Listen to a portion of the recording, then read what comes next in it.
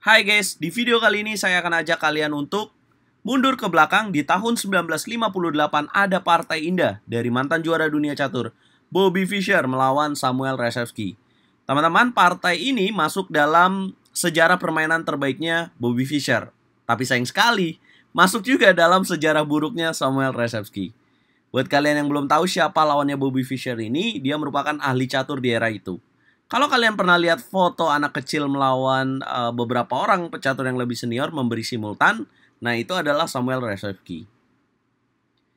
Teman-teman, ini partai yang cukup brilian karena Bobby Fischer muda mampu mengalahkan Samuel Rzewski. Di New York, dengan hanya 10 langkah aja udah kelihatan unggul besar. Bahkan di bawah 10 langkah.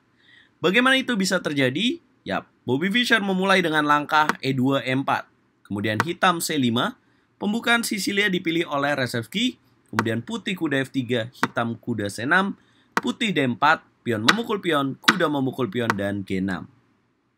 Rzewski memilih variasi Accelerated Dragon dengan ciri khas gajah kepetak G7. Fischer kuda C3, hitam gajah G7, putih gajah E3, hitam kuda F6. Putih melanjutkan dengan gajah kepetak C4, hitam lakukan rokade, dan putih tarik gajah ke petak B3. Menjawab gajah B3, Samuel Rzewski melakukan blunder besar yang membuat partai ini terkenal hingga hari ini sebagai permainan terbaiknya Bobby Fischer, salah satunya. Ya, blunder apa yang dilakukan oleh Samuel Rzewski? Dia memainkan kuda ke petak A5. Kalau teman-teman jadi Bobby Fischer, tahu nggak kalian apa yang harus dilakuin oleh putih di posisi ini? Pause videonya, tulis jawaban kalian lengkap di kolom komentar. Yap, tepat banget. Bobby Fischer memainkan langkah E5. Boom! Kuda mundur ke petak E8. Sebenarnya, Bobby Fischer tidak hanya mengusir kuda, tapi dia punya langkah brilian di langkah berikutnya. Gajah memukul pion F7. Boom! Rzewski melanjutkan dengan raja memukul gajah di petak F7. Bobby Fischer kuda ke petak E6.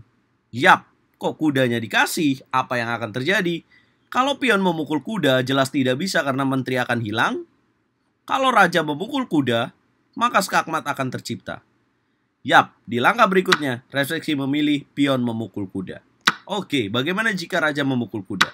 Maka putih akan melanjutkan dengan menteri ke petak D5, raja F5. Putih akan melanjutkan dengan G4. Boom, raja harus pukul pion. Benteng G1, raja ke petak H4, gajah G5, menteri H5, menteri D1, benteng menutup, menteri memukul benteng, skakmat tercipta. Oke, pada saat G4 mungkin ada pertanyaan. Ketika raja memukul benteng G1, bagaimana jika raja kembali ke petak F5? Maka skakmat akan menyusul dengan benteng ke petak G5. Yap, bagaimana jika raja ke petak H3 bang? Maka menteri G2, raja ke petak H4, menteri G4, skakmat juga terjadi. Yap, jelas setelah langkah kuda 6 praktis pemain hitam sudah kalah ya teman-teman karena 2 perwira ditukar dengan 1 menteri. Pion memukul kuda, Rzewski lanjutkan, menteri memukul menteri, dan kemudian kuda C6, menteri D2, gajah memukul pion, putih rokade, hitam kuda D6, dan putih gajah F4. Hitam kuda C4, Bobby Fischer menteri E2, gajah memukul gajah, menteri memukul kuda, raja G7, kuda E4, gajah C7, kuda C5, benteng F6, C3, E5, benteng A ke petak D1. Ya, Rzewski jelas nggak mau nyerah ya, karena tadi partainya masih baru di bawah 10 langkah. Hitam kuda D8, putih lanjutkan dengan kuda D7. Bobby Fischer menyederhanakan permainan. Benteng C6, menteri H4, benteng E6, kuda C5, benteng F6, kuda E4, benteng F4. Menteri memukul pion E7, benteng menutup, menteri A3, kuda C6, kuda D6. Gajah pukul kuda, benteng pukul gajah, gajah F5, B4. Benteng F, F8, B5, kuda D8, benteng D5, kuda F7, benteng C5, A6, B6, gajah E4, benteng E1, gajah C6, benteng memukul gajah. Boom! Pion memukul benteng, Bobby Fischer B7, benteng A, B8, menteri memukul pion A6, kuda D8, benteng B1, benteng F7, H3, benteng F memukul pion, benteng memukul benteng, benteng memukul benteng, menteri A8.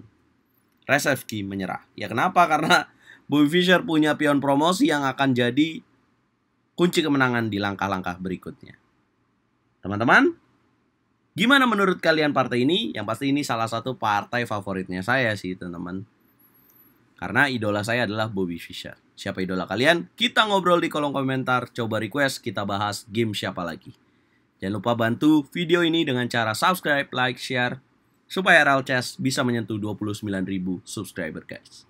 Jangan lupa juga RL Chess sekarang ada di TikTok. Username-nya RL_Chess.